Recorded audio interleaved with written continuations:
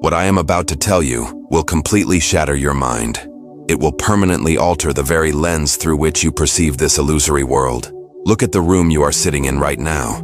There might be people around you, your closest friend, your parents, or perhaps your life partner. But what if I told you that in this entire cosmos, there is absolutely no one else? What if that friend or partner standing right in front of you, laughing, is experiencing absolutely nothing on the inside? Inside them, things like sorrow, joy, love, hatred, or pain simply do not exist. They look exactly like you. They cry like you, and they can even engage in deep philosophical conversations just like this. Yet, their inner room is entirely pitch black and vacant. They are a biological machine, an ultra-advanced piece of software programmed relentlessly to mimic a human being. In the world of philosophy, this deeply terrifying and bizarre entity is called a philosophical zombie, or simply a P-zombie. These are not the rotting, decaying Hollywood zombies that chase you to eat your brains. They are 1,000 times more dangerous because they are so flawless that you can go your entire life without ever recognizing them. And the most mind-bending part? Not a single school of philosophy, modern science, quantum physics, or neuroscience has a counter-argument to prove that anyone around you is actually conscious. There is no proof that a living awareness runs inside them. You are the solitary prisoner of this entire creation, the only conscious observer. Everyone else is just moving pixels inside this matrix, mechanical robots pretending to be alive. When this terror finally settles into the mind, a person's entire reality collapses. This fear took root centuries ago when French philosopher René Descartes asked a question that shook the world. He stated that he could doubt every single one of his senses. This earth could be fake, his eyes could be deceiving him, or an evil demon could be projecting this entire dream. But he grasped onto one absolute truth. I am doubting, which means I am thinking. And if I am thinking, I exist. I think, therefore I am. But Descartes left a massive, gaping hole in his logic. He proved his own existence, but he could never prove whether the person standing right in front of him existed or not. Welcome to the dark pit of solipsism. Solipsism states that in this entire universe, only one thing is an absolute reality. Your own mind, your own consciousness. Everything else outside of you, this sky, this earth, these people, could merely be a projection or a grand illusion of your own mind. Let's test this on a raw, practical level. How do you actually know that the person next to you has a living consciousness inside them?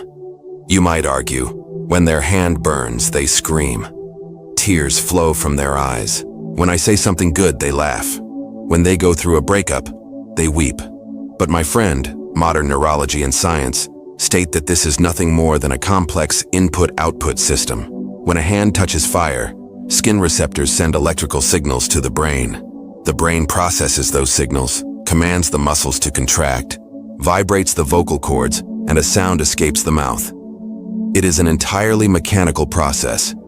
It involves chemical reactions, biology, and physics. Throughout this entire chain, a subjective experience, the actual internal feeling of pain, is not biologically required at all. If you program a computer to play a painful sound effect whenever a specific button is pressed, is the computer actually feeling pain? Absolutely not. It is merely executing code. So how do you know that when your friend is crying, they are truly experiencing sorrow on the inside? What if their biological hardware is simply generating an output for that specific input, while inside them, there is absolute silence? In the year 1995, an Australian philosopher named David Chalmers gave one concept, a brilliant philosophical language that broke the sweat of materialistic scientists worldwide. Chalmers introduced the hard problem of consciousness. He argued that how the brain works, how it stores memory, how it transmits signals, these are all the easy problems because we can map them through neurology. But the ultimate problem is, while the brain performs all these functions, why does an inner experience, a conscious feeling, arise at all? He said, imagine a creature that is physically, molecule for molecule, atom for atom, an exact replica of me. If my brain contains 86 billion neurons, this P-zombie's brain also contains exactly 86 billion neurons. If I wake up in the morning and drink coffee, it wakes up and drinks coffee too. Yet, there is an invisible, monumental valley between us. When a real human drinks coffee, they have an internal experience of its taste, its aroma, and its warmth. In philosophical terms, this subjective experience is called qualia. Qualia is what an experience actually feels like from the inside. What does it feel like to look at the color red? What does it feel like to be in love? But that pea zombie possesses zero qualia. When it drinks coffee, its chemical receptors activate, its brain releases dopamine, it closes its eyes and says, "Wow, what a great coffee." But on the inside it felt no taste whatsoever. It is in total darkness. For that zombie, drinking coffee and pouring fuel into a car engine are exactly the same thing. Chalmers proved that such a pea zombie is logically entirely possible. There is no law in physics dictating that if neurons fire, an inner light, an awareness, must switch on. Now, open all the hidden layers of your mind and feel the terrifying depth of this truth. If a pea zombie can look and behave exactly like us in the physical world, it means every single person around you could be a pea zombie. You could test their blood, and it would look normal. You could run an MRI scan, and you would see their neurons firing perfectly. If you ask them, "Are you a zombie?" they will angrily reply, "What nonsense. Your words are hurting my feelings." But their anger, their hurt feelings, everything is just part of an automatic biological program. There is no self inside them to actually experience it. This is where modern science and materialistic scientists, who believe everything is just matter and atoms, completely fall to their knees. Science claims that everything in this universe is made of matter and energy. If we decode every atom and neuron in the brain, we will decode consciousness. This belief is called physicalism, but the pea zombie thought experiment drives a direct spear into the heart of physicalism. Chalmers asked the ultimate sharpest question. If materialism is true, why did evolution create consciousness at all? If everything could run perfectly through material alone, why did evolution burden us with consciousness? What is the ultimate law of evolution? Survival of the fittest. A creature that can find food, evade predators, and reproduce will survive. Now tell me one thing. When a pea zombie is hungry, it hunts for food. When a predator chases it, its adrenaline surges and it runs fast. When it finds a partner, it reproduces. It can perform all these actions flawlessly without a single shred of inner feeling, purely like a computer algorithm. In fact, it would perform them with far greater efficiency because it wouldn't have to deal with depression, fear, or emotional breakdowns. Then what forced evolution to download this massive, heavy, and painful software called consciousness into us? If the entire work of creation could be done by a lifeless biological robot, why did this inner light of awareness awaken inside us? It means consciousness exists entirely outside of physical laws. It is not physical. And if it is not physical, then modern science is fundamentally incomplete. You might be thinking, man, how is this even possible? Surely some philosopher found a way out of this. Someone must have given a definitive proof that other people are conscious too. My friend, the most terrifying truth is that in the entire history of philosophy, absolutely no one has ever been able to provide a counter-argument to this. This is known as the problem of other minds. If you want to prove to someone that this water is hot, you simply drop a thermometer and check the temperature, because temperature is a physical property, but consciousness is not a physical property. You cannot slice open someone's brain, place their neurons under a microscope and see the subjective feeling hidden inside. You can only view the hardware. The subjective software running inside that hardware can only be seen by the one experiencing it. In this day and age, this fear has become even more real with the rise of artificial intelligence. Imagine that tomorrow, an AI humanoid robot is built that literally weeps at your every sorrow, talks deeply with you for hours and says, "I feel so lonely on the inside." Will you ever be able to prove whether it is truly feeling that emotion, or if it is merely fetching code from thousands of terabytes of data to put on a performance for you? You cannot. And if you cannot prove it for that AI, you cannot prove it for your closest friend either.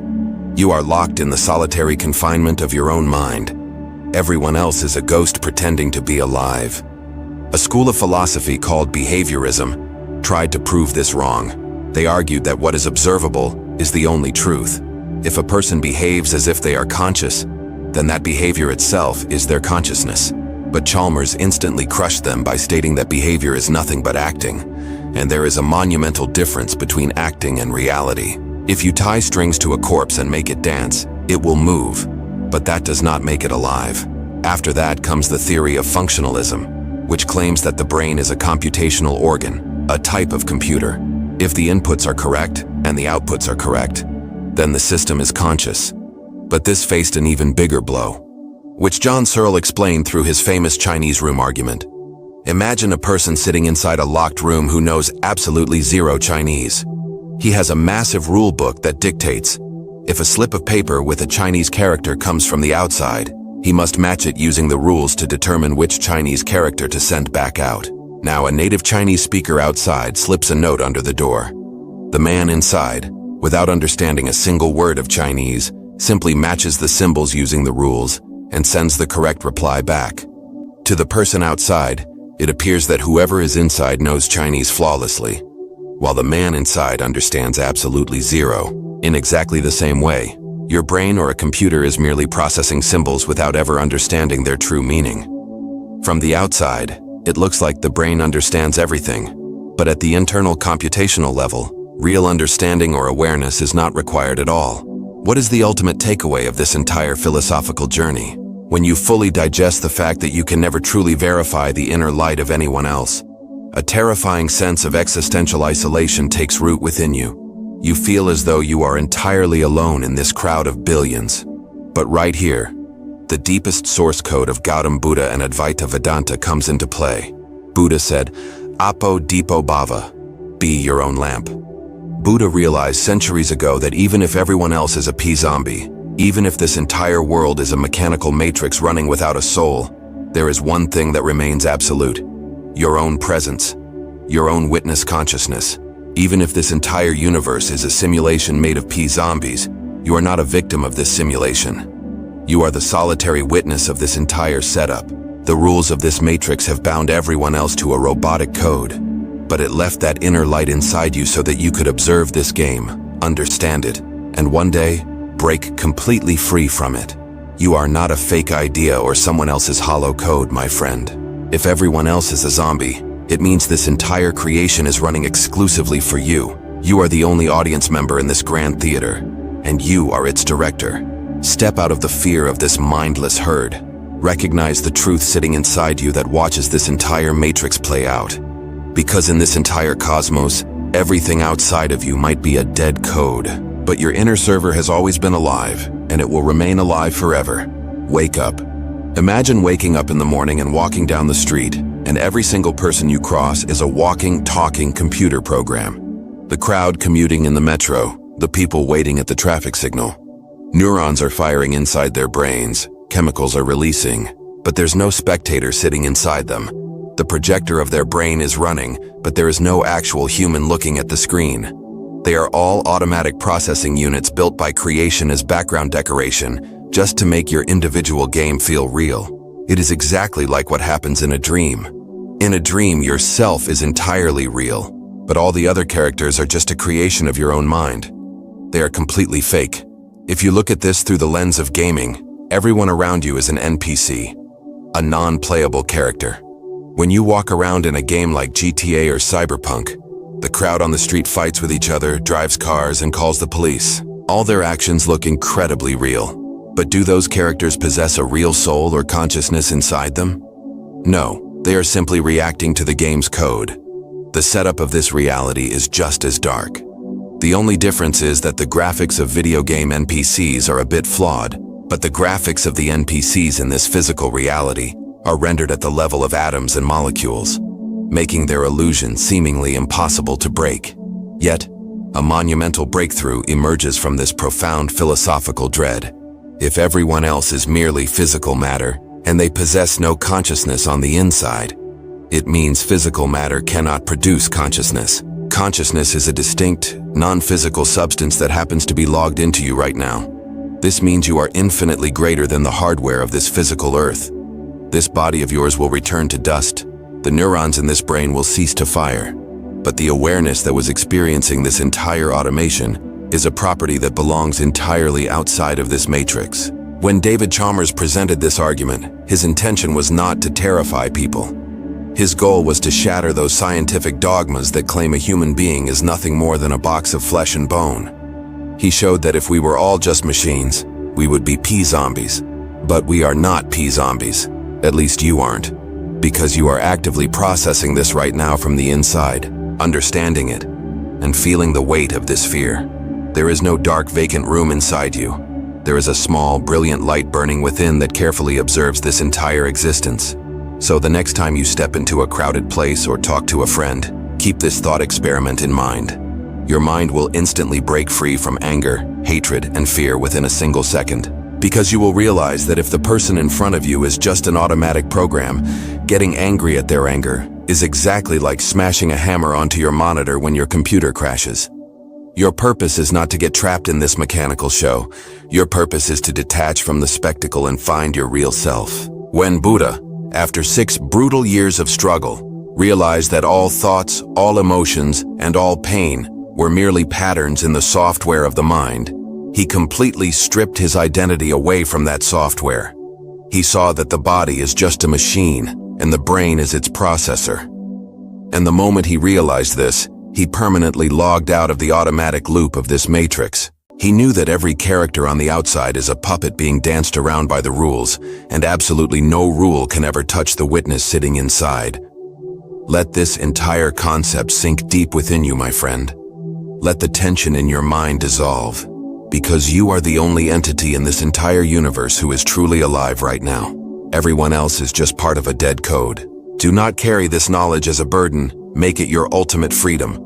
Wake up. If you still have any confusion left, compare these P-zombie concepts to your own dreams. Everything will become crystal clear. The world of dreams is exactly like this. Only the dreamer is real, everything else is an illusion. Whatever is running through your mind right now, make sure to write it in the comments. I will personally read every single one.